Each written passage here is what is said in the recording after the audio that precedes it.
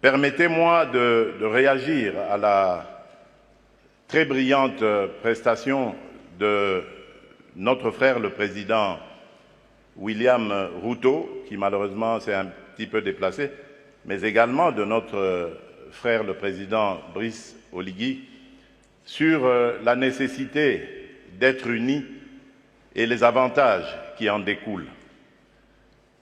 Je suis un panafricaniste convaincu.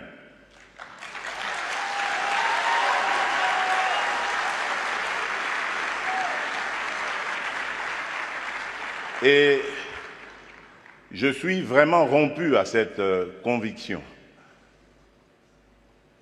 Et lorsque je suis devenu, c'est ça la preuve d'ailleurs, lorsque je suis devenu président de la République, il y a presque 5 ans maintenant,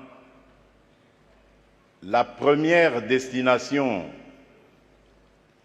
à laquelle j'ai réservé mes déplacements, c'était l'Afrique.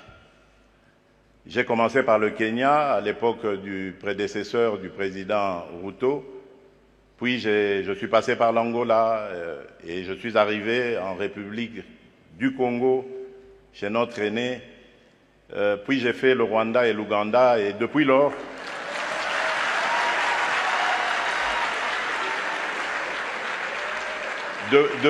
depuis lors, j'ai parcouru et visité tous les 9 pays voisins de la République démocratique du Congo.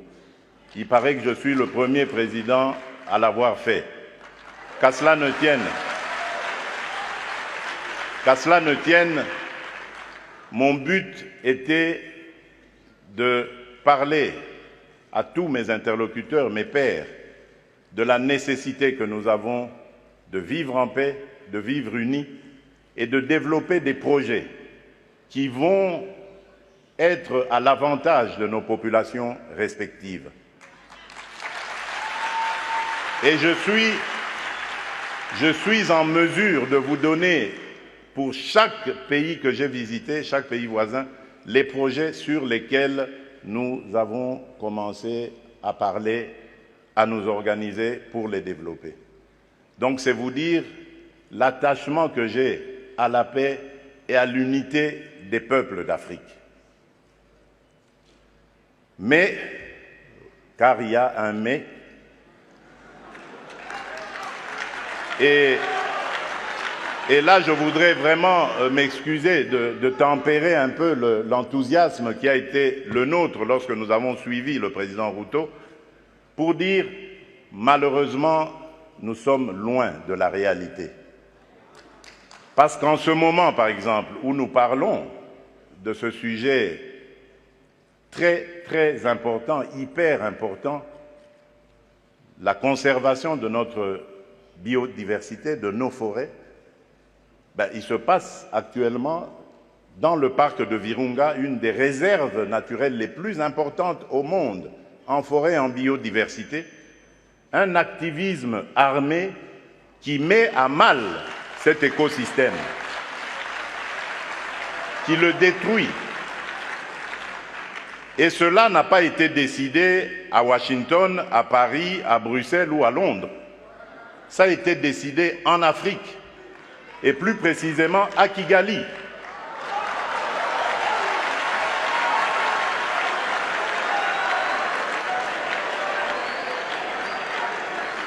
C'est l'œuvre d'un frère africain.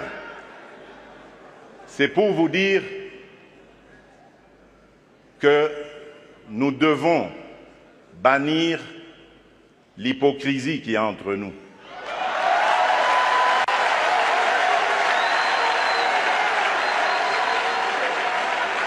Nous devons bannir des fléaux tels que le tribalisme, la haine de l'autre. Et c'est là, je crois, que nous pourrions parler d'abattre nos barrières, d'effacer les tarifs douaniers, etc. Tout simplement parce que, malgré nos engagements, rappelez-vous, à l'Union africaine, l'horizon 2020 était l'objectif pour faire taire les armes en Afrique. C'est devenu une chimère. Et nous ne nous en offusquons pas. Nous ne condamnons pas. Et tant que ce sera comme ça, il faudra oublier toutes les bonnes initiatives telles que celles préconisées par le président Ruto. Nous devons avoir le courage de nous regarder entre Africains, les yeux dans les yeux.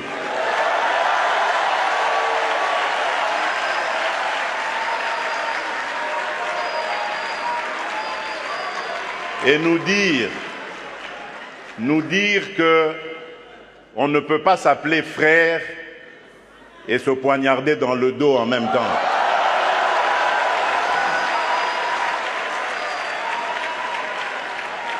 Nous devons arrêter de rejeter nos responsabilités sur les étrangers non africains. La colonisation, ça fait une soixantaine d'années qu'elle allait terminer en Afrique. Ceux qui nous avaient colonisés, divisés, aujourd'hui ils ont compris le sens de la paix. J'en veux pour preuve la France et l'Allemagne, pour ne citer que ces deux pays, qui étaient les meilleurs ennemis dans le passé et qui sont les meilleurs amis aujourd'hui, le moteur de l'Union européenne. Tant que nous ne réfléchirons pas comme ça, eh bien ces gens-là, ces amis, ces partenaires à qui nous rejetons toujours la faute, ils continueront à nous prendre pour des irresponsables. Ils ne nous respecteront jamais.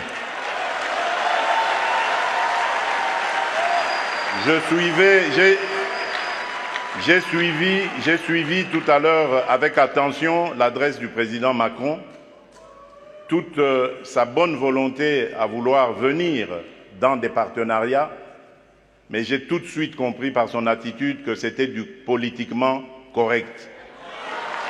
Il n'en croyait pas un mot. Non pas parce que lui est menteur, non, loin de là. Parce que nous ne sommes pas sérieux, et eux le savent.